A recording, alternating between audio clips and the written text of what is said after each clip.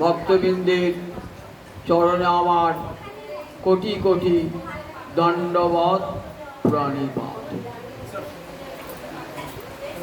নৈমিষারণ্যে সুত গোস্বামীপাদ যজ্ঞরত 60,000 ঋষিকে উদ্দেশ্য করে বলছেন, ধৌতাত্মা পুরুষ কৃষ্ণ পাদমূলং ন মুঞ্চতি, মুক্ত সর্ব পরিক্লেশ পান্থ শরণং যথা। ধৌতাত্মা মানে মনটা ধুয়ে যায়। হরিকথা শ্রবণের ফল কি? হরিকথা শ্রবণ শুনলে কি হয়? চিত্তটা ধৌত হয়ে যায়। আমাদের চিত্তে কত কত জন্মের বাসনা রয়েছে, সেই বাসনাগুলো চিত্তকে মলিন করে রেখেছে। তাই কৃষ্ণ কথায় সহসা আমাদের রুচি হয় না। আবার কানে যদি বা ঢোকে মনে প্রবেশ করে না, হৃদয়ে প্রবেশ করে না। কান দিয়ে যদি বা ঢুকলো, হৃদয়ে প্রবেশ করলো না, কারণ হৃদয়টা মলিন। তো সেই মলিন হৃদয়ে কৃষ্ণ কথা স্থান পায় না। তা হরিকথা শুনতে শুনতে কি হয়? বলেন ধৌতাত্মা, আত্মা অর্থাৎ মন ধৌত হয়ে যায়। ধৌতাত্মা, একটা জায়গায় ময়লা লেগেছে, সেই ময়লা যদি পরিষ্কার করতে হয় তাকে জল দিয়ে ধুতে হয়। বলে হরিকথা ঠিক সেই রকম। কি করে? পবিত্র হরিকথা আর গঙ্গা এক। গঙ্গা জলে যেমন দেহ মন শুদ্ধ হয়ে যায়, তেমনি হরিকথায় মনের শুদ্ধি হয়ে যায়। ধৌতাত্মা পুরুষ কৃষ্ণ পাদমূলং ন মুঞ্চতি। যখন মনটা একবারে হরিকথা শুনতে শুনতে শুনতে মন যখন কৃষ্ণ চরণে নিবিষ্ট হয়ে যায়, দেখবেন সেই মনটা আর কোথাও যাবে না। ন মুঞ্চতি, সেটা গোবিন্দকে ত্যাগ করে আর কোথাও সেই মনটা যাবে না। একটা উদাহরণ দিলে কেমন? মুক্ত সর্ব পরিক্লেশ পান্থ শরণং যথা। পান্থ মানে পথিক। একটা পথিক হাঁটছে, একদিন দিনের পর দিন পথ হাঁটছে, হাঁটতে হাঁটতে হাঁটতে হাঁটতে বহু দেশ বিদেশ ঘুরে এসে যখন নিজের বাড়িতে পৌঁছালো, তখন তার চরম তৃপ্তি এলো। এখানে সেখানে ঘুরছিল, তো কত পুটুলি নিয়ে মালপত্র সঙ্গে নিয়ে ঘুরেছে, শ্রীপুত্রকে সঙ্গে নিয়ে ঘুরেছে। ঘুরতে ঘুরতে ঘুরতে ঘুরতে ক্লান্ত পরিশ্রান্ত হয়ে যখন নিজের গৃহে আসে, তখন কেমন হয়? তখন তার সব ক্লেশ চলে যায়। মুক্ত সর্ব পরিক্লেশ। তখন সে কি হয়? তখন মুক্ত সর্ব পরিক্লেশ পান্থ শরণং। নিজের মায়ের কাছে, স্ত্রীর কাছে, পুত্রের কাছে যখন পৌঁছায়, তখন তার সব ক্লেশ ধুয়ে বসে যায়। তখন সে আর ওই বাড়ি ছেড়ে কোথাও যেতে চায় না। জীবাত্মাও তেমনি ৮৪ লক্ষ জনই ঘুরছে। কবে থেকে ঘুরছে? সেই স্থাবর জন্ম থেকে আরম্ভ হয়েছে। ৮৪ লক্ষ জনই ঘুরপাক খাচ্ছি। ঘুরতে ঘুরতে পুনরপি জননহং পুনরপি মরণং পুনরপি জননী জঠরে শয়নং। এমনি করে একবার জন্ম, একবার মৃত্যু, একবার জন্ম, একবার মৃত্যু, এমনি করে লক্ষ লক্ষ জনই ঘুরছি। লক্ষ লক্ষ। যতক্ষণ নিজের বাড়িতে না পৌঁছাচ্ছি, ততক্ষণ পর্যন্ত শান্তি আসবে না। ওই পথিক যেমন বিভিন্ন দেশ বিদেশ ঘুরে বেড়াচ্ছে, কিন্তু তৃপ্তি পাচ্ছে না কোথাও। যখন নিজের বাড়িতে এসে পৌঁছালো, তখন তার সব ক্লেশ দূরীভূত হল। ঠিক তেমনি জীবাত্মা একটার পর একটা জনি পরিবর্তন করতে করতে করতে করতে করতে মানব জন্ম পেয়ে যে কৃষ্ণ ভজন শুরু করলো। কৃষ্ণ ভজন হরিনাম শুনতে শুনতে যখন ভিতরটা পরিষ্কার হল, তখন সে নিজের বাড়ি চিনতে পারলো। কোথায় নিজের বাড়ি? না গোবিন্দ চরণী আমার একমাত্র। সেখানে যখন যায় মুক্ত সর, আর তার কোনো ক্লেশ থাকে না। বলে পথিক যেমন নিজের বাড়িতে সে তৃপ্তি পায়, জীব তেমনি বিভিন্ন জনই ঘুরতে ঘুরতে যখন গোবিন্দ চরণে স্থান পায়, তখন তার সব ক্লেশ ধ্বংস হয়ে যায়। পরমা শান্তি নেমে আসে জীবের হৃদয়ে। কত দুঃখ কষ্ট বেদনা সহ্য করেছে, সহ্য করে এবার নিজ নিকেতনে ফিরে এসেছে। ওইটা তো আমাদের নিজের ঘর, নিজ নিকেতন। বাইরে বাইরে থাকলে কি ঘরে আরাম পাওয়া যায়? কোনোদিনই পাওয়া যায় না। আমি ঘরে যে সুখটা অনুভব করি সেটা কি বাইরে গিয়ে হবে? হবে না। যতক্ষণ ঘরে না পৌঁছাচ্ছি ততক্ষণ সেই ঘরের সুখটা পাবো না। ঠিক তেমনি যতক্ষণ পর্যন্ত গোবিন্দ চরণই তোমার ঘর। জনির পর জনি ঘুরছি, ঘুরতে ঘুরতে ঘুরতে ঘুরতে সাধু গুরু বৈষ্ণবের কৃপা প্রাপ্ত হয়ে সাধু সঙ্গ যখন হয়ে গেল, গুরু পাদাশ্রয়ে প্রাপ্ত হয়ে নিজের বাড়ি চিনলাম কোনটা আমার বাড়ি। এটা আমার বাড়ি নয়, সেটা আমার বাড়ি নয়, আমার বাড়ি গোবিন্দ চরণ। এটাই যখন সেই নিজের বাড়ি যখন পৌঁছাবো তখন মুক্ত সর্ব পরিতৃষ, তখন নিজের বাড়িতে থাকার যে সুখ সেই সুখটা পাবো। ওরই কথা বলি, আপনি নিজের বাড়ি এখন চিনতে পারিলেন, নিজের বাড়ি চিনতে হয় না, এ বাড়ি সে বাড়ি ঘুরে ঘুরে বেড়াচ্ছি। বলেন যখন সাধুর কৃপা হবে, গুরু কৃপা হবে, তাদের মুখে হরি কথা শুনবে, শুনতে শুনতে নিজের বাড়ি কোনটা জানতে পারবে, নিজের পিতাকে চিনতে পারবে, বিশ্বপিতা গোবিন্দকে চিনতে পারবে, তখন তোমার সব ক্লেশ দূর হয়ে যাবে। সে হরিকথা শোনা এত মহিমা, জীব আপন স্বরূপ ভুলে গেছে। সে কি পরিচয় দেয়? কত পরিচয় দেয় সে। আমি ব্রাহ্মণ, আমি ক্ষত্রিয়, আমি বৈশ্য, আমি শূদ্র, আমি রাজা, আমি প্রজা, আমি পুরুষ, আমি নারী, আমি শূদ্র, আমি চণ্ডাল, এইসব পরিচয় দেয়। তো এগোতে জীবের আসল পরিচয় না। মহাপ্রভু কি বলেছেন? জীবের স্বরূপ হয় নিত্য কৃষ্ণ দাস। এটাই জীবের আসল পরিচয়। আর ব্রাহ্মণ, শূদ্র, শূদ্র, চণ্ডাল, পুরুষ, নারী, এটা দেহের পরিচয়। দেহের পরিচয়টা খাঁটি পরিচয় নয়, কারণ দেহটা বদলাবে বারবার। আমার একটা ঠিকানা আছে যেখানে গেলে আর কোথাও ফিরতে হবে না। যতক্ষণ পর্যন্ত আমার স্বরূপে প্রতিষ্ঠিত না হচ্ছি ততক্ষণ পরে আমি ব্রাহ্মণ, আমি শূদ্র, আমি চণ্ডাল, আমি পুরুষ, আমি নারী। জীবাত্মা সে পুরুষও নয়, নারীও নয়, সে ব্রাহ্মণও নয়, চণ্ডালও নয়, সে নিত্যকালের গোবিন্দের অংশ, গোবিন্দের দাস। তখনই জীব আপন স্বরূপ চিনতে পারল। আপন স্বরূপ চিনে যখন গোবিন্দ চরণে পৌঁছাবে তখন তার সব ক্লেশের অবসান হবে। গোবিন্দ একটি নাম হলো কেশব। কেন নাম হলো? প্রণত ক্লেশ নাশায়। যার চরণে যদি একবার প্রণামের মতো প্রণাম করি, প্রণামের মতো প্রণামটা করতে হবে।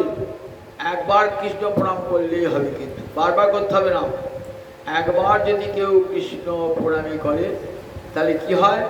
আর তার পুনর্জন্ম হয় না। কৃষ্ণ প্রণামী ন পুনর্ভবায়। গোবিন্দচরণে ঠিক ঠিক প্রণাম জানানো হয়, দেহ মন আত্মা সমর্পণ করে, তাহলে কিন্তু আর তাকে মায়ের পেটে আসতে হয় না। দেখেছেন তো একটা প্রণামের কেমন মুখ?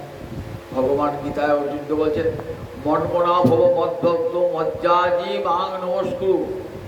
বললেন তোমাকে মন দিতে পারবো না, তোমার ভক্ত হতে পারবো না, তোমার পূজা অর্চনা করতে পারবো না। বলে বেশ, আমাকে প্রণাম করতে পারবে তো? একটা প্রণামের মতো প্রণামটা করো।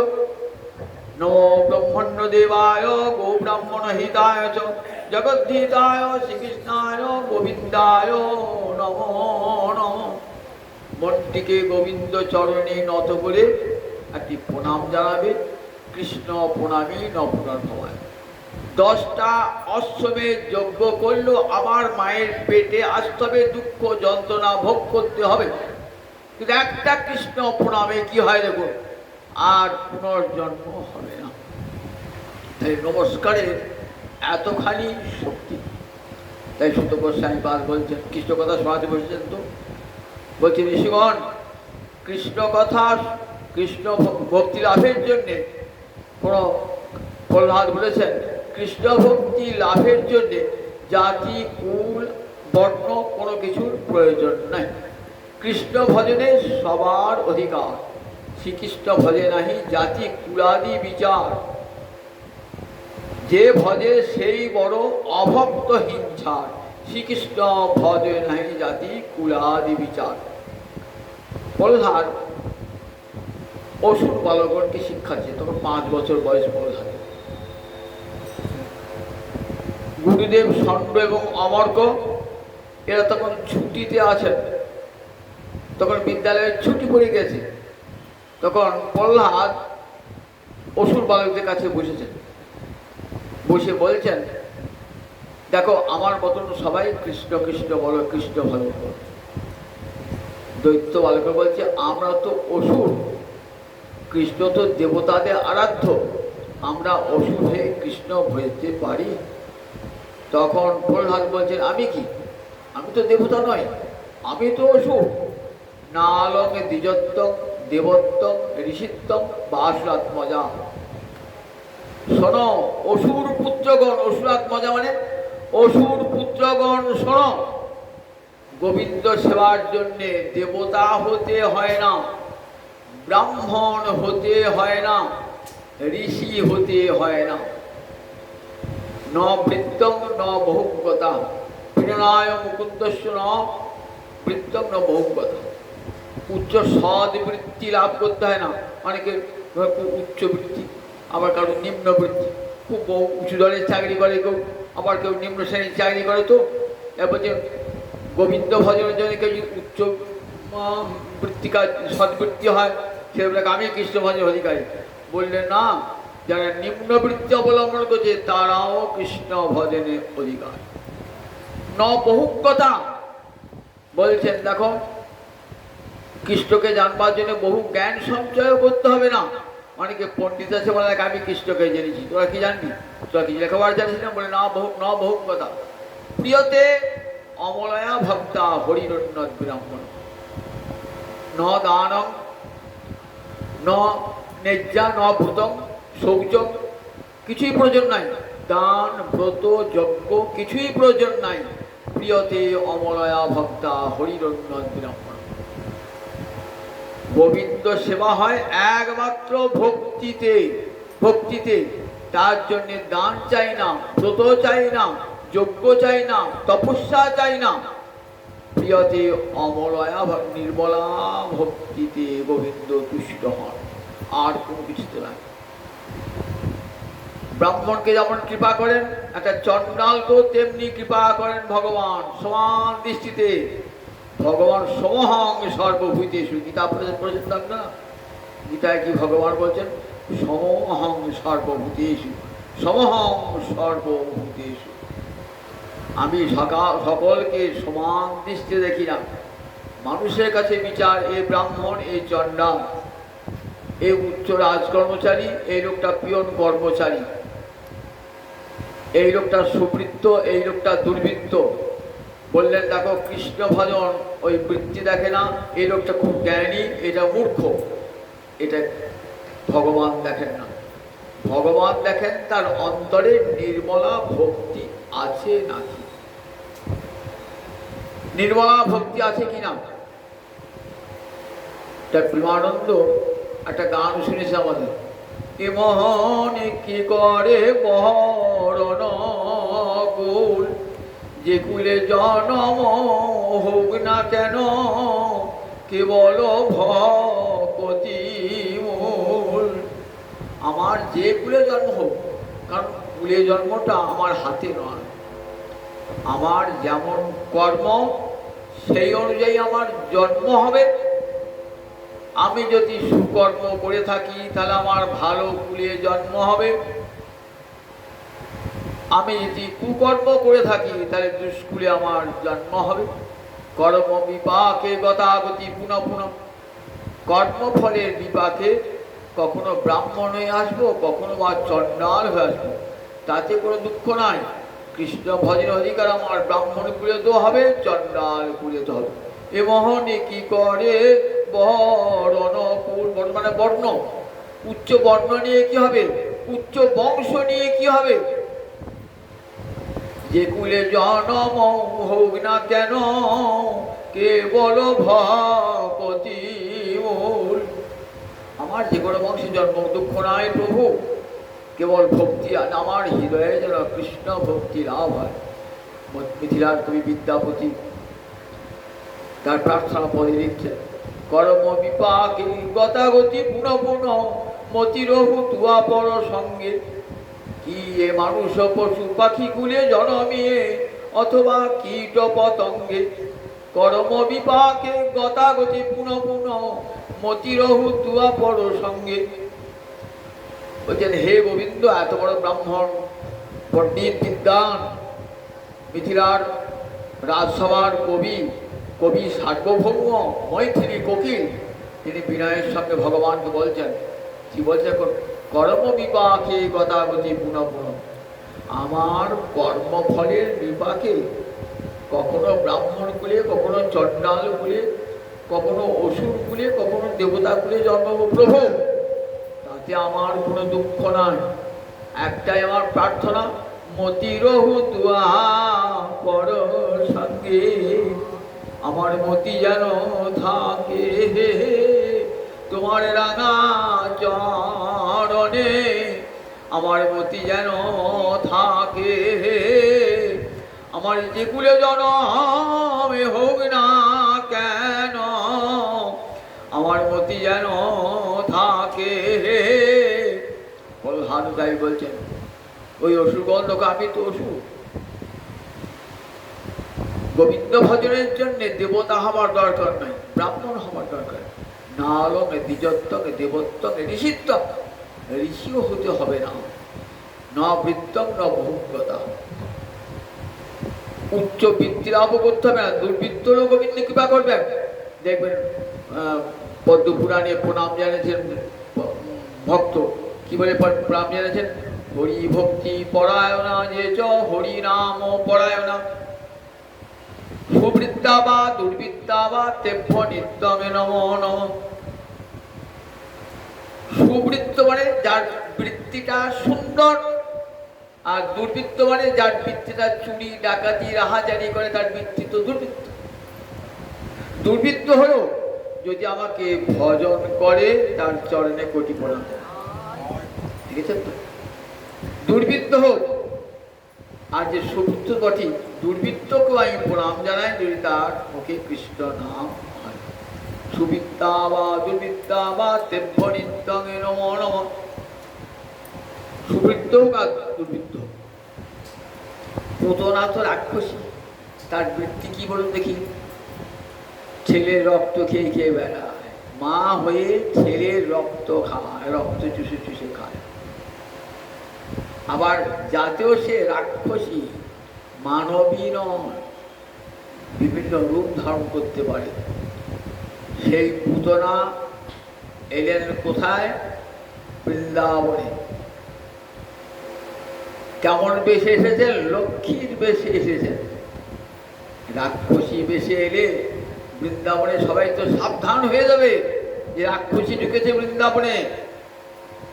অংশ তো সংবাদ পেয়েছে যে কৃষ্ণ জন্মেছেন ব্রজমণ্ডলে। যাও পুতনা, 10 দিনের কম 10 দিনের বড় যত শিশু আছে সব শিশুকে মেরে ফেলা। কংসের দ্বারা প্রেরিত হয়ে এসেছেন শ্রীধাম বৃন্দাবনে। একবারে লক্ষ্মীর মতো নিশাচরিত রাক্ষসী, তো যে কোনো রূপ, রাক্ষসীরা যে কোনো রূপ ধারণ করতে পারে। ব্রজমণ্ডলে সবাই ভাবছেন এত সুন্দরী রমণী তো ব্রজমণ্ডলে কেউ নাই, তাহলে মনে হয় বৈকুণ্ঠ থেকে লক্ষ্মী নেমে এসেছেন বলে। কেন? আমাদের নন্দরাজার পুত্র হয়েছে তো, তাই লক্ষ্মী বোধহয় নেমে এসেছেন বৈকুণ্ঠ হতে। কারণ গর্গাচার্য বলেছিলেন তোমার এই পুত্র জন্মের সঙ্গে সঙ্গে বৃন্দাবনের সম্পদ শ্রীবৃদ্ধি প্রাপ্ত হবে। ঠিক স্বয়ং লক্ষ্মী দেবী, শ্রীদেবতা শ্রীদেবী নেমে এসেছেন। এ বছর ঘুরতে ঘুরতে ঘুরতে লক্ষ্য যে কোথায় না নন্দরাজার গৃহেই যাবে, সে জানে সন্তানটি জন্মেছে। নন্দরাজার গৃহে শিশুটি আছে, একটি পালঙ্কে দুলছে, তেল তেল মাখিয়ে মা যশোদা রেখে দিয়েছে। গিয়ে বলছে কি সুন্দর শিশু রে, তোরা ছেলের যত্ন জানিস না, বলে ছেলেটিকে করে চলেছে। মা যশোদা ভাবে সত্যি তাই, স্বয়ং লক্ষ্মী এসেছে আমার ছেলেকে দিতে। মা যশোদা করে চলেছেন ছেলে। গোবিন্দ 6 দিনের শিশু হলে কি হবে? সব জ্ঞান তো তার মধ্যে রয়েছে। আমাদের নয় 60 বছরের জ্ঞান হয়, গোবিন্দের 6 দিনেই জ্ঞান, 6 দিনেই জ্ঞান হয়ে যায়। সর্বজ্ঞ শক্তি যখন জন্মেছেন তখনই ওই জ্ঞান নিয়ে জন্মেছেন।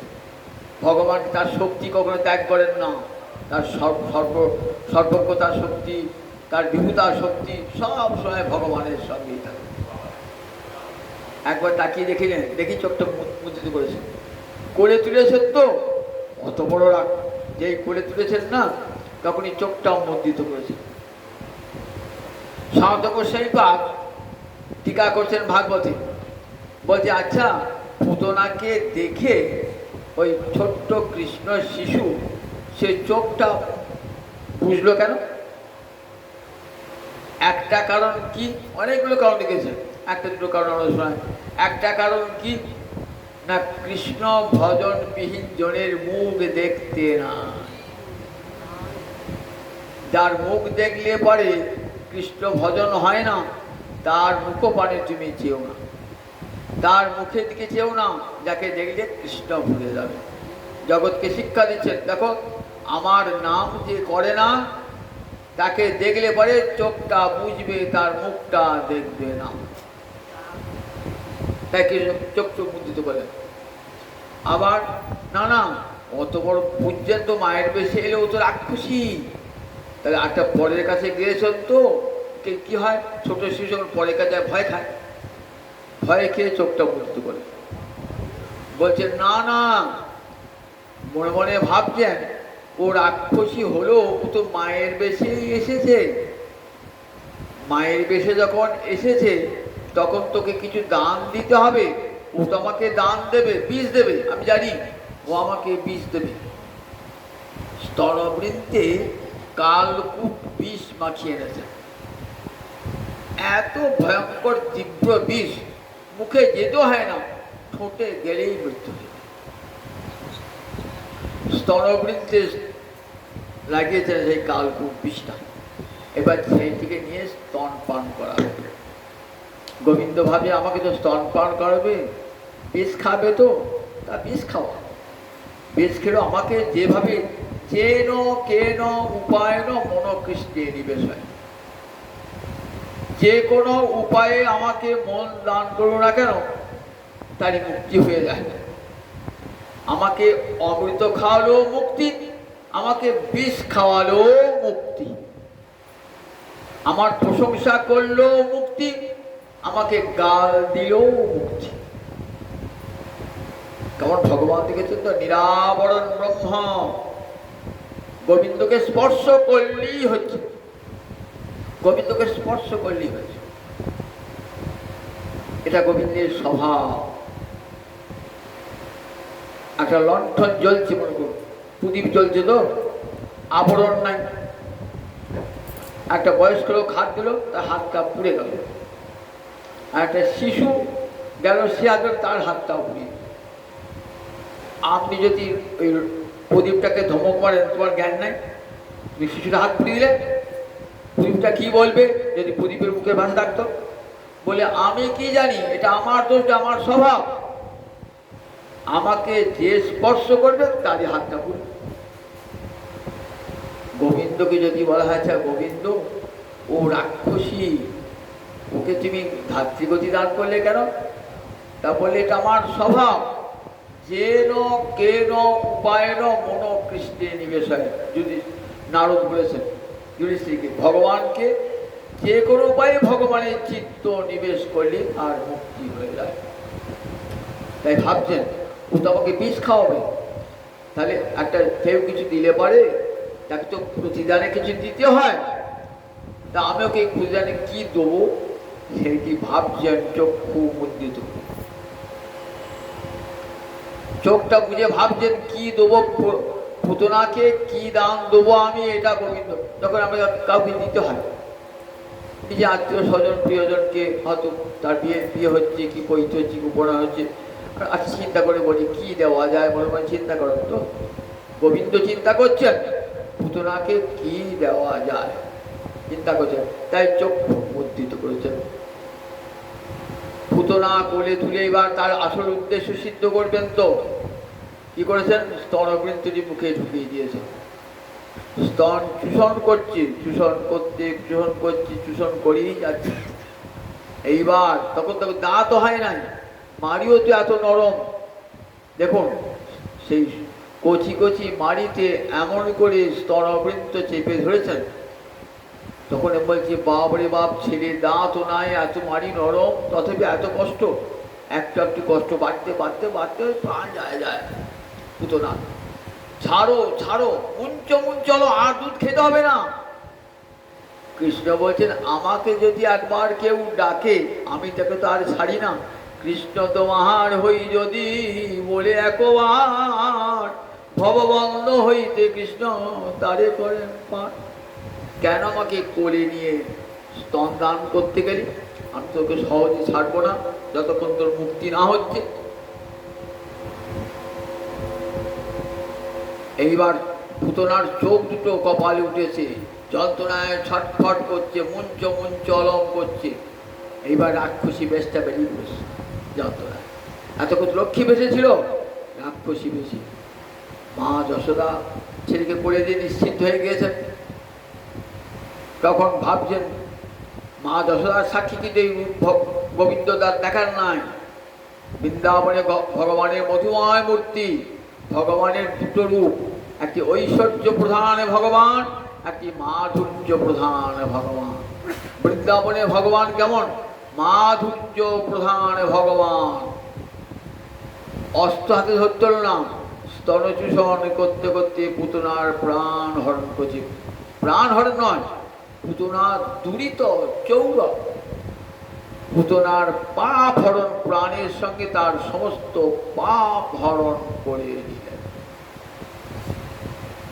ভাবছেন, ওর তো মৃত্যু হবে, তো গতি হবে, তো কোথায় দেহটা পড়বে? বৃন্দাবনে গাছপালা, বৃন্দাবনে মাটি সবই তো আমার সর্বশক্তি, তাতে অঙ্গে লাগবে তো। তাই কংসে একটা বাগান ছিল, কংসের বাগানে যে গাছগুলি আছে না, সব শত্রু কৃষ্ণের। তারা ওই বৃক্ষমূর্তি ধারণ করে এসেছে সবাই। সেখানে কীট পতঙ্গ সব কৃষ্ণের শত্রু। এমন জায়গায় পড়বি যেন সব গাছপালাগুলো শেষ হয়ে যায়। বিশাল দেহটা পুতনার পড়ল কোথায়? সেই কংসের বাগানে গিয়ে পড়ল বিশাল দেহটা। শব্দ বিশাল হল। মা যশোদা, রোহিণী, নন্দ মহারাজ সব ছুটে এসেছে। এসে দেখছেন বিরাট একটা রাক্ষসী, আর তার বুকে খেলা করছে ছোট্ট গোবিন্দ। দেখেছেন? খেলা করছে যেমন, দেখো মাধুর্য। অস্ত্র ধারণ করতে হয় নাই, রাক্ষসীকে বধ করবো যদি, বিরাট মূর্তিও ধারণ করতে হয় না, রক্তচক্ষু বার করতে হয় নাই। ঠিক যেমন শিশু যেমন করে মাতৃস্তন চূষণ করে, তেমনি করে মায়ের বুকে খেলা করে, তেমনি করে 6 দিনের শিশু খেলা। মা যশোদা ছুটে এসে অঙ্গে অঙ্গে রক্ষা মন্ত্র পড়ছে, অঙ্গে অঙ্গে রক্ষা মন্ত্র পড়ছে। দেখেছেন তো, যার নাম করলে পরে সমস্ত ভূত প্রেত পিশাচ অসুর দস্যু দানব এমনকি স্বয়ং যমরাজ পর্যন্ত দূরে সরে যায় যে কৃষ্ণ নামের। আর সেই কৃষ্ণের মঙ্গলের জন্য আমার মা যশোদা প্রতিটি অঙ্গে রক্ষা মন্ত্র পড়ছেন, নারায়ণকে ডাকছেন, হে নারায়ণ, আজ আমার বড় দুর্দিন গেল, তুমি করুণাময়, আমার গুরুর আশীর্বাদ, নারায়ণের আশীর্বাদে আমার গোপাল রক্ষা পেল। বারবার এসে কী করছেন? গোপুচ্ছ ভরিয়ে দিচ্ছেন, নিজের চরণের ধুলি মাথায় দিচ্ছেন, নন্দ মহারাজের চরণ ধুলি মাথায় দিচ্ছেন। ছেলে আমার পরমায় বৃদ্ধিপ্রাপ্ত হোক। 6 দিনের শিশু, তারপরে এত অত্যাচার। পুতনা তো হলো, পুতনার যখন দাহ করা হলো তখন দেখছেন অগুরু চন্দনের গন্ধ উঠছে। আচ্ছা, এত অসুর, তার দেহ থেকে অগুরু চন্দনের গন্ধ কেমন ওঠে? কৃষ্ণ খেলা করেছেন বক্ষে, কৃষ্ণ চরণের স্পর্শ পেয়েছে। সে দেহ কি আর রাক্ষসীর দেহ আছে নাকি? সে দেহটা দেবী দেহ হয়ে গিয়েছে। কোথায় গেল দেখুন? স্বর্গে নয়, ব্রহ্মলোকে নয়, একবারে গোলকে বৈকুণ্ঠ ছাড়িয়ে গোলকে চলে গেল। গোলকে ও তো নরকে যাওয়া উচিত ছিল। নরকে না গিয়ে যে স্বয়ং ভগবানকে যে মারতে এসেছে, তার নরক গতি হলো না, ঊর্ধ্বগতি হলো। আমরা শাস্ত্রে পড়েছি, যারা বিশুদ্ধ সত্য গুণবান তারা সত্যস্থা ঊর্ধ্বং গচ্ছন্তি। গীতায় বলেছে না, যারা সত্যগুণের মানুষ তারা ঊর্ধ্বে যায়, ঊর্ধ্বং গচ্ছন্তি সত্যস্থা।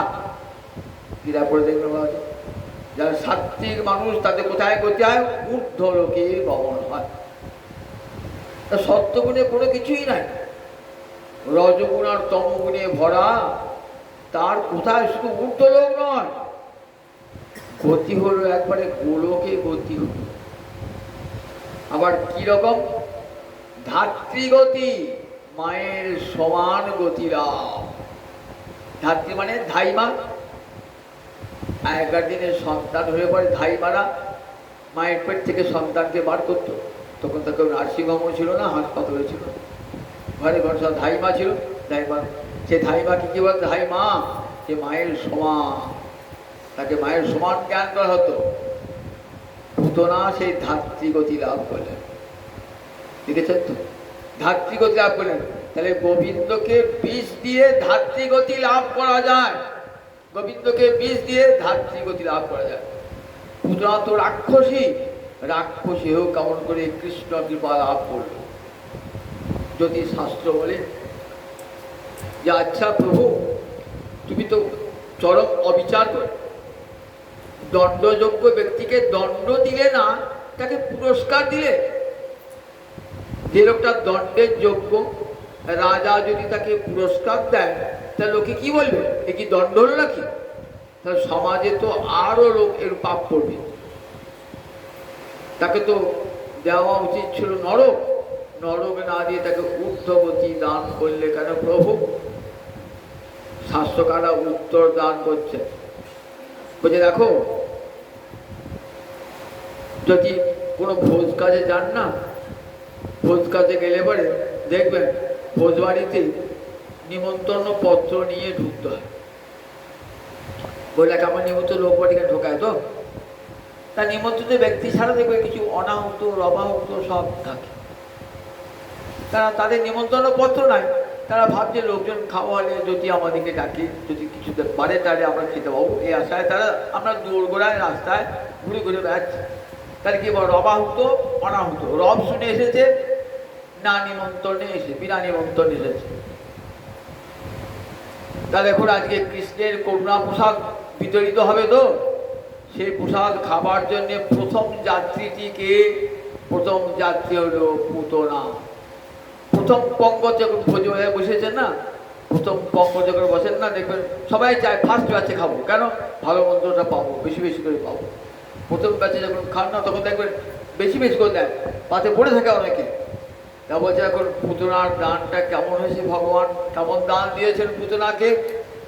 না, যা দান পাবার যোগ্য তার চেয়েও বেশি দান করলেন। বড়জোর মুক্তি দান করতে পারলেন, মুক্তিরও উপরেও তাকে ধাত্রী মায়ের গতি দান করলেন। কেন? গোবিন্দ জন্মগ্রহণ করি তার করুণার প্রসাদ প্রথমেই দিলেন পুতনাকে, প্রথম পঙ্গতের দান তো, তাই পুতনা একটু বেশি বেশি পেয়ে গেছে। আর একটা শিক্ষা লীলাটির মধ্যে, একটা অনাহুত ব্যক্তি, রবাহুত ব্যক্তি অনেক লোকের সঙ্গে ভিড়েতে ঢুকে পড়েছে। সেও দেখলো আমার বাড়িতে ভোজ খেয়ে চলে গেল, তাকে নিমন্ত্রণ করেন নাই। সে কিন্তু রাস্তাটুকু বসছিল অন্য লোকের সঙ্গে, ভালো মন্দ খেয়ে সে কি বলছে, দেখ তোরা বস থাক বাবু, খুব লোক ভালো, আমার নিমন্ত্রণ পত্র তো দেখে নাই, দেখেছি সবাইকে যা দিয়েছে আমাকেও দিয়েছে, তোরাও পাবি। তখন তাকে দেখে কি হয়, অন্যান্য রবাহুত অনাহুত তারাও আশায় বুক বাঁধে যে আমরাও ভোজ পাবো। সুতরাং এসে কি বললে, দেখো আমি কৃষ্ণের করুণা পেয়েছি, রাক্ষসী হয়েও এমন গতি পেয়েছি, ধাত্রী গতি পেয়েছি, মায়ের সমান গতি। ওই আমি দেখো আমার কাজ কি, আমি দুর্বৃত্ত, আমি জননী হয়ে সন্তানের রক্ত পান করি, আমি সন্তানের মাথা চিবিয়ে চিবিয়ে খাই রাক্ষসী, দেখো সেই আমি কেমন কৃষ্ণ করুণা পেয়েছি। তাই ওহে জগতের জীব, যত দস্যু হও, দানব হও, দুষ্ট হও, দুর্বৃত্ত হও, পাপী হও, তাপী হও, কৃষ্ণ ভজন করো, তাহলে আমার মতন লাভ হয়ে যাবে, আমার মতন কৃপা লাভ হয়ে যাবে। কৃষ্ণ করুণাময়, তিনি দেখেন না কে পাপী কে তাপী, সমহং সর্বভূতেষু। তার চোখে একটা পাপীও যা, একটা পুণ্যবানও তার। যদি একবার কৃষ্ণকে পাপীটা কোনো উপায়ে স্পর্শ করে, একবারও যদি সে হরিনাম করে, গোবিন্দ তাকে কৃপা করেন। যত বড় পাপ সে করুক না কেন, একবার যদি মুখে হরে কৃষ্ণ কৃষ্ণ কৃষ্ণ হরে হরে, হরে রাম রাম রাম হরে হরে, এটা যদি হেরায় ফেরায় বলে, অবজ্ঞা করে বলে, তুচ্ছ তাচ্ছিল্য করে বলে, তবু তার ফল পাবে। গাল দিয়ে বললেও ফল পাওয়া যায়। নৃসিংহ পুরাণে আছে, একটা ব্যাগ একটা শূকরকে মারতে গিয়েছে, তো শূকরটাই তাকে এমন আক্রমণ করেছে না, শূকরটা থেকে এমন, শূকরটাকে মারবে কি, শূকরটাই থেকে ভয়ঙ্কর আক্রমণ করছে। তখন শূকরটাকে গাল দিচ্ছে, কি বলে? হারাম হারাম বলে গাল দিচ্ছে। তা রাম তো ভগবানের নাম, আর হা শব্দটি সম্বোধন, ওই হারাম বলার জন্যে তার মুক্তি লাভ হয়ে গেল। দেখেছেন তো?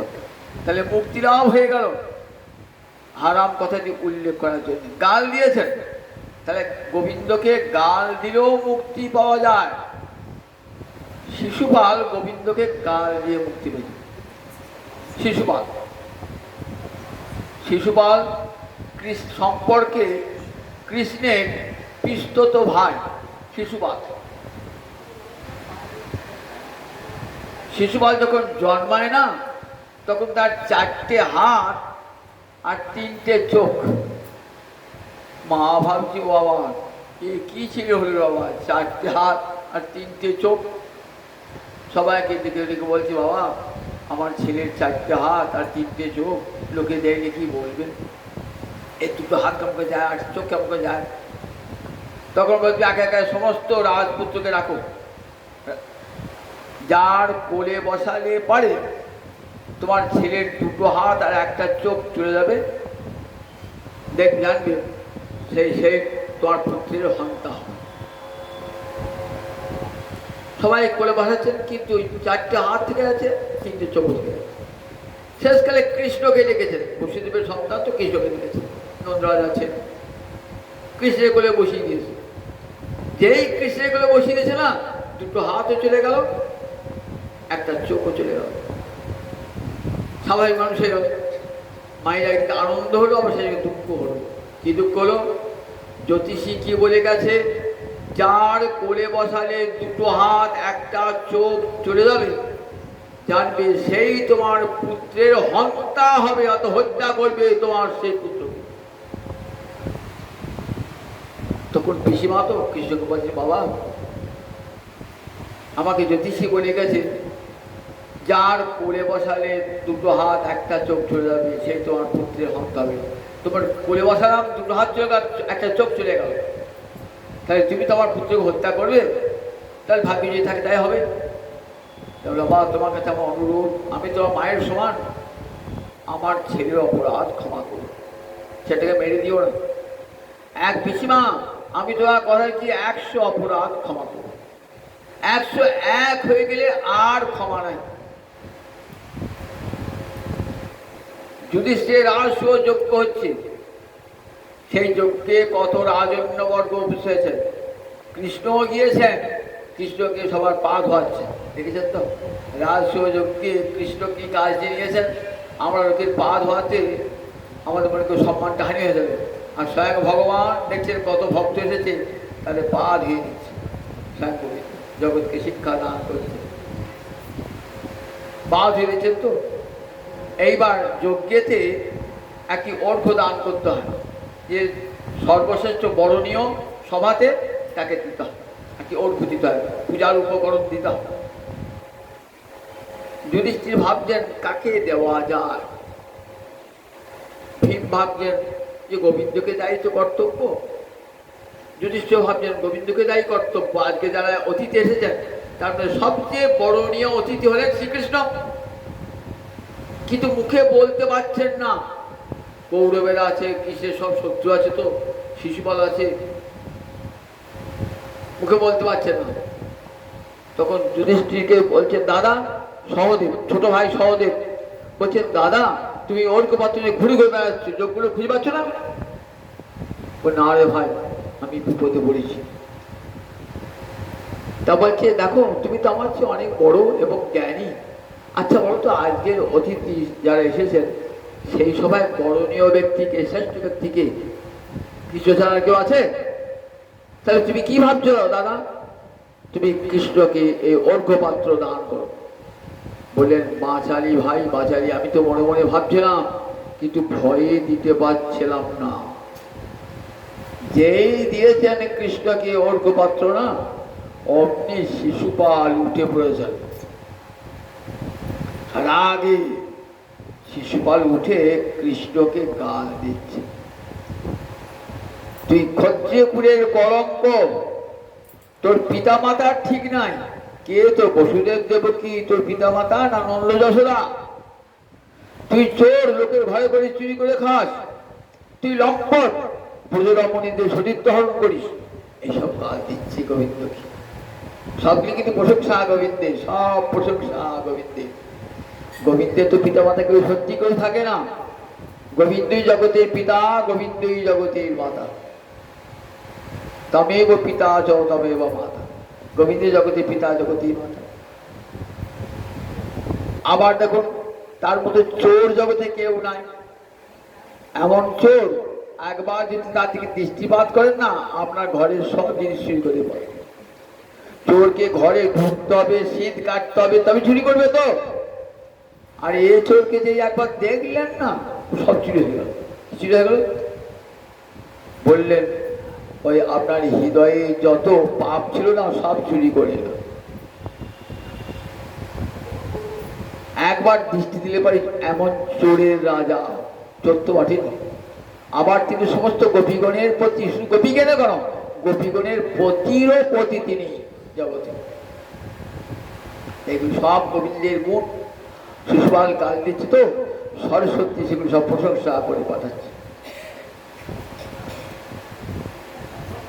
ভীম গুনছে 101 যে হয়ে যাবে, হতে হবে তো। আজকে শিশুপাল একটি বলতে বলতে গাল দিতে দিতে শিশুপাল থেমে যাচ্ছে। ভীম বলছে থামলি কেন, গাল দিয়ে যা।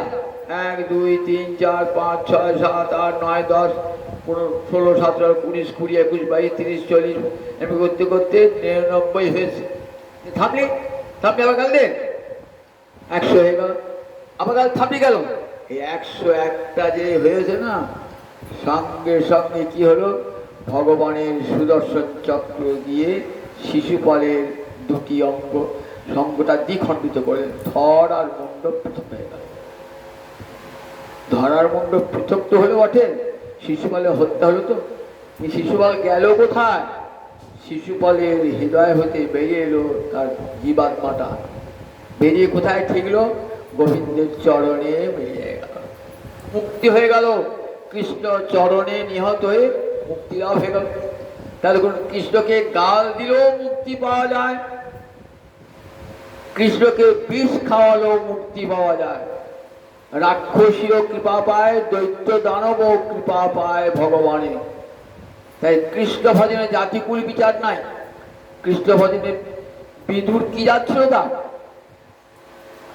বিদুর দেখুন বর্ণ সংকর্ষে তার পিতা, তার দেখুন তার পিতা খোদ ব্যাসদেব হলো, মা ছিল দাসী, সবসময় তাকে গাল দিত, দাসী বলে, দাসী পুত্র বলে গাল দিত দুর্যোধন। তা দেখুন সেই বিদুর এমন কৃপা লাভ করেছিলেন যে কৃপা কোনো ভক্ত পায় না। কিরকম কৃপা? ভগবান গিয়ে কোথায় উঠতেন, যখন দ্বারকায় যেতেন বা হস্তিনাপুর যেতেন, তখন বিদুরের গৃহে পৌঁছাতেন। বিদুরের গৃহে হস্তিনাপুরে, দ্বারকা থেকে হস্তিনাপুরে গিয়ে বিদুরের গৃহে, বিদুর একটা কুঁড়ে ঘর, উনি হস্তিনাপুর রাজবাড়ি পরিত্যাগ করে দূরে হস্তিনাপুর রাজবাড়িতে পাপ ঢুকেছে, যত বড় রাজপ্রাসাদ হোক না কেন পাপ ঢুকেছে, কলি ঢুকেছে, সুতরাং এই গৃহে আমি থাকবো না, এই গৃহে থাকলে কৃষ্ণ ভজন হবে না বলে বাড়ি থেকে চলে গেছে। গোবিন্দ গিয়ে সেই বিদুরের গৃহে উঠতেন, বিদুরের গৃহে ভোজন করতেন, আর বিদুর কি করতেন, গোবিন্দের চরণ দুটো তার নিজের কোলে নিতেন। পায়ে একটা বালিশ থাকে তো, বিদুরকে কি বলতো, গোবিন্দের পায়ের বালিশ, পাদ বাঁধান পায়ের বালিশ। কত বড় সৌভাগ্য লাভ বিদুর করেছিল, ভগবান বিদুরকে কত ভালোবাসতেন। বিদুরকে দেখুন, চিনতেন কে, মহারাজ যুধিষ্ঠির চিনতেন বিদুরকে, যে কতখানি গোবিন্দের কৃপা প্রাপ্ত বিদুর। তাহলে বিদুরের কি ছিল, তাই এমনি কি করে বরণ কুল, কপিকুলে জন্মি বীর হনুমান, শ্রীরাম ভক্ত রাজ। হনুমান তো মানুষ নয়, হনুমান তো পশু, কিন্তু সেই পশুও কৃপা পেল ভগবানের। কেমন হনুমান কেমন কৃপা পেয়েছে ভগবানের। আমরা ভগবানকে রামের মন্দিরে পৌঁছাবার আগে কি করি, হনুমানকে আগে প্রণাম জানাই, হনুমান তোমার কৃপা পেলে রামচরণ পাবো। ঘরে ঘরে আজ আমরা হনুমান চালিসা পাঠ করি, হনুমানকে ভক্তি ভরে বন্দনা করি। হনুমান তো পশু, ঠিক আছেন তো, ভগবান জাতিকুল বিচার আছে, পশু পায়। এই শ্রীরাম ভক্ত রামচন্দ্রের যত ভক্ত আছে সমস্ত ভক্তির মধ্যে হনুমান সর্বশ্রেষ্ঠ, হনুমান সর্বশ্রেষ্ঠ। তাহলে দেখুন আবার বলছেন, রাক্ষস হইয়া বিভীষণ বৈশে ঈশ্বর সভার মাঝ। বিভীষণ রাবণের ভাই তো, রাক্ষস তো, দেবতা ব্রাহ্মণ পেল না, রাক্ষস, সে ভগবানের কৃপা পেল। কেমন কৃপা, রাক্ষস হইয়া বিভীষণ বৈশে ঈশ্বর সভার মাঝ। রামচন্দ্র যখন আসছেন বিমানে করে, সীতাকে উদ্ধার করে অযোধ্যা আসছেন, তো সেই বিমানে কে বসেছেন, রাম লক্ষ্মণ বসেছেন, ভগবান বসেছেন, তো যিনি ভগবান সেখানে বসেছেন, বিভীষণ এক আসনে বসেছেন, ঈশ্বর সভার মাঝ। দেখেছেন তো, রাক্ষস বলে দূরে সরিয়ে দেন নাই ভগবান, কাছে টেনেছেন বিভীষণকে পরমাত্মীয় জ্ঞান। দৈত্যের ঔরসে প্রহ্লাদ জনমি ভুবনে রাখিল যশ। দৈত্যের ঔরসে প্রহ্লাদ জনমি ভুবনে রাখিল যশ। দেখেছেন তো, দৈত্যের পুত্র হয়ে প্রহ্লাদ এমন ভুবনে যশ রাখলো, স্ফটিক স্তম্ভেতে প্রকট নর হরি হইয়া যাহার বাস। স্তম্ভ থেকে আবির্ভূত হলেন, মাতা পিতার দরকার হলো না, স্তম্ভ থেকে আবির্ভূত হলেন। কেন আবির্ভূত হলেন তা বললেন, প্রহ্লাদের বাক্যকে সত্য করবার জন্যে, প্রহ্লাদের বাক্যকে সত্য করবার জন্যে। প্রহ্লাদের পিতা বলেছেন, তোর হরি কোথায় থাকে, বলেন মম হরি সর্বত্র বিরাজতে, আমার হরি সর্বত্র বিদ্যমান। এই স্তম্ভে আছে, স্তম্ভে দৃশ্যতে পশ্চিমে পিতা, দেখো পিতা, স্তম্ভ থাকলেও থাকতে পারে। এই স্তম্ভে আঘাত করেছেন না মুষ্টি দিয়ে, বিশাল নরসিংহ মূর্তি বেরিয়ে দেখেছেন তো, হইয়া যাহারও বস, প্রহ্লাদের বশীভূত হয়ে। বলো নাকি কুল বিদুরের ছিল, খাইল যাহারও ঘরে। বলো তো বিদুরের কি বংশ ছিল, বংশ গৌরব ছিল। তারা মা একজন দাসী, সেটা তাকে সবসময় দাসী পুত্র গঞ্জনা সহ্য করতে হয়েছে, কিন্তু ভগবানকে দুর্যোধনের অন্ন ভোজন করেন নাই, বিদুরের গৃহে খুদ খেয়েছেন ভগবান। তাহলে কত কৃপা ভগবানের। রাজভোগ নিয়েছে দুর্যোধন, ফেলে দিয়েছে। চণ্ডাল হইয়া মিতালি করিল গুহক চণ্ডাল বারে। এই গুহক চণ্ডাল, তার ভগিনী ছিল শবরী আর গুহক, দুজনেই রামচন্দ্রকে খুব ভালোবাসতেন। শবরী মতঙ্গ মুনির শিষ্যা, দেখেছ তো কেমন গুরুদেব। শবরী মানে 4 জাতির বাইরে, কেমন গুরুদেব এমন কৃপাবান। বললেন তোকে মন্ত্র দেবো না, মন্ত্র দিয়েছেন, দেখ সবরই রাম মন্ত্র জপ করবি, ওই রাম তোর পতি। সবরী কোথায়? পম্পা সরোবর, আজ তীর্থে আছে পম্পা সরোবর, সেখানে সবরী বসে বসে রাম রাম রাম রাম রাম মন্ত্র জপ করে। 16 বছর বয়সে সংসার ত্যাগ করেছে। বাবা বিয়ে ঠিক করেছিল, বললেন না আমার গুরুদেব বলেছে রামচন্দ্র আমার পতি, সুতরাং আমি আর অন্য কোন পতির কণ্ঠে মাল্য দান করতে পারবো না রামকণ্ঠ ছাড়া। রাত্রেবেলায় বেরিয়েছিলেন ওই পম্পা সরোবরের তীরে, সেখানে বসে রাম আরাধনা করেন, প্রতিদিন ফল নিয়ে আসেন, মুনিদের আশ্রম পরিষ্কার করেন। সবরিত ঋষিরা ঘৃণার চক্ষে দেখতো, তুই সরোবরে চান করবি না, ওই সরোবরে আমরা চান করি, তুই চণ্ডালিনী তো, ঋষিরা বলতেন। তাই করতো সবরই, তাই করতেন, খুব দিনভাবে ভজনী করতেন, স্নান করতেন না। প্রতিদিন ফল এনে রামচন্দ্রকে নিবেদন করতেন। এমনি করে 16 বছর বয়সে সংসার ত্যাগ করেছেন, 80 পর বৃদ্ধা হয়েছেন, মাথার চুল পেকে গেছে। রামচন্দ্র সীতা অন্বেষণে রাম লক্ষ্মণ এসে যখন পম্পা সরোবরের তীরে এলেন, কোথায় গিয়ে উঠলেন? মুনি ঋষি আশ্রমে নয়, সবরী বলে হাঁক দিয়ে উঠেছেন, ওই তো আমার রামচন্দ্র এসেছে। সবরী দু নয়নে জলধারা, আমার গুরু আজ্ঞায় সফল হয়েছে, গুরুদেব বলেছেন। দু নয়নে চোখের জল দিয়ে রামচন্দ্রের চরণ ধুয়ে দিলেন, নিজের চুল দিয়ে চরণ মুছিয়ে দিলেন, পরমাত্মা রাম লক্ষ্মণকে বসিয়ে ফলমূলাদি ভক্ষণ করালেন। সবরী চণ্ডালী বললেন, সবরী কোথায় স্নান করিস? বলে সর্বপ্রভাকে স্নান করতে দেয়, ঋষিরা নিষেধ করে, তাই করি না, তুই আর স্নান কর, এটা মহাতীর্থ হয়ে যাবে। সবরী স্নান করলেন, মহাতীর্থ। আজ যখন যারা যান না নৈমিষারণ্যে পম্পা সরোবর, সেখানে প্রণাম জানান, এখানে সবরী স্নান করেছিল, সেই জল পবিত্র পাবন হয়ে গেছে। দেখেছেন তো সবরী কেমন? তাহলে সবরী চণ্ডালিনী, গোবিন্দ বলেছেন তুই চণ্ডালিনী, চার জাতীয় বাইরে তোকে কৃপা করবো না? কেমন কৃপা করছেন? আমার ভোগ চণ্ডাল রামচন্দ্র তাকে জড়িয়ে ধরতে গেছিল, না না প্রভু, না না প্রভু, তুই ভগবান। প্রণাম করতে গেছেন, না না, বন্ধু কখন বন্ধুর পায়ে হাত দিয়ে প্রণাম করে, তুমি এইসব আমার ভোগ খেয়ে ভোগ খেয়ে নিয়েছে। যখন অযোধ্যায় ফিরে এসেছেন, ফিরে আসার পথেতে সিংহবেরপুর, যেখানে ভোগ চণ্ডাল থাকে, ডাকো ভোগকে, ডাকো। ভোগকে বলে এসেছি, ভোগ যেন সপরিবারে এসে আমার এই বিমানে চাপে, রথে চাপে। ভোগ চণ্ডালকে নিয়ে এলেন কোথায়? একবারে অযোধ্যায় নিয়ে এলেন। দেখেছেন তো? তাই চণ্ডাল হইয়া মিতালি করিল গুহক চণ্ডাল বরে, দেখো না কেমন করিল সাধনা গোকুলে গোপের নারী। জাতি কুলাচার কি ছিল তাহার, যে হরি ভজে সে তারি। গোকুলে গোয়ালিনীরা গোবিন্দকে সেবা করেছিলেন, তারা উচ্চ বর্ণের লোক নন এবং তাদের বৃত্তিও উচ্চ নয়, দুধ বিছে বিছে বেড়ায় গোয়ালিনী। তাকে কেমন কৃপা করলেন বলুন তো একবার? আমার রাধারানী তো গোয়ালিনী, ললিতা গোয়ালিনী, বিশাখা গোয়ালিনী, দেখেছেন তো?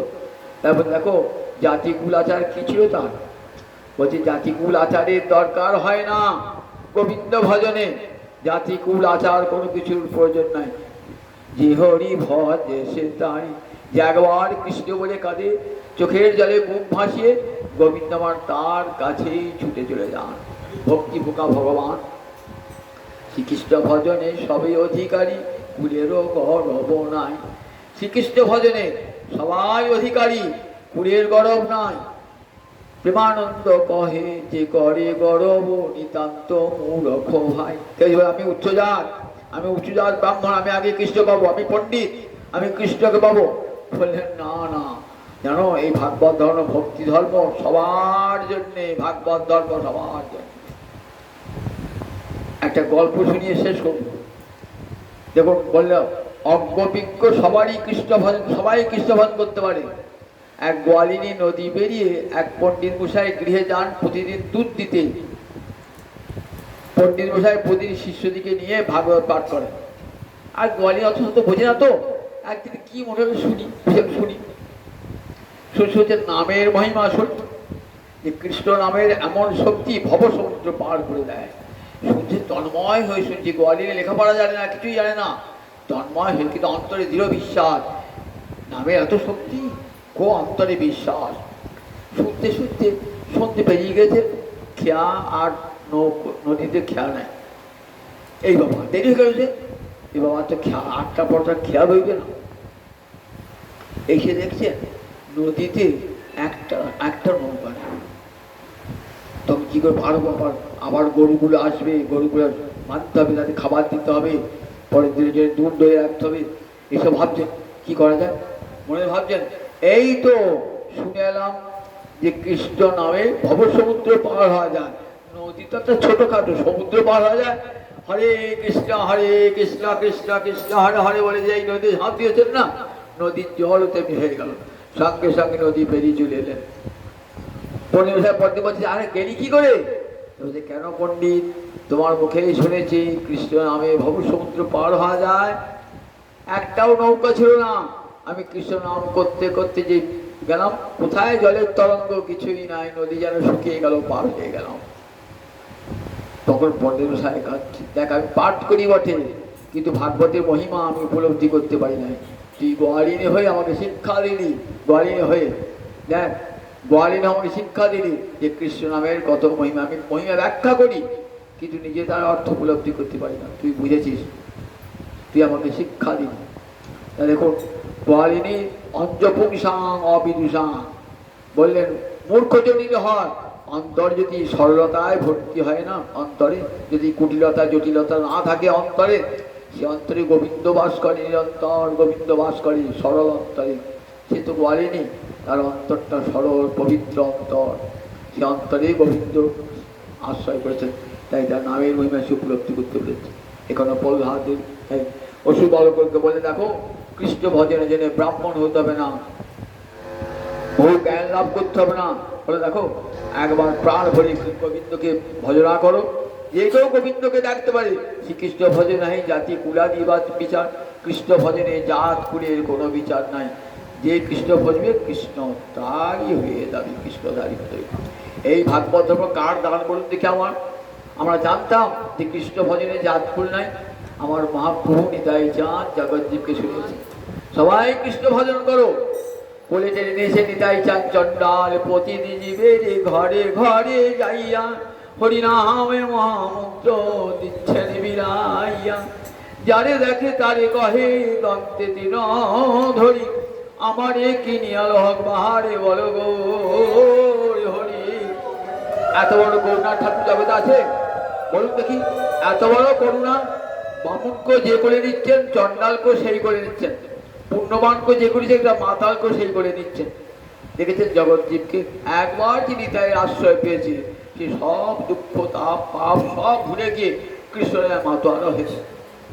এই ভক্তি ধর্ম আমার গৌর হরি নিতাই চাঁদের অবদান। সেই গৌর হরি নিতাই চাঁদের না ভজি, তাহলে আমরা অকৃতজ্ঞ, অকৃতজ্ঞতা একটা মহাপাপ।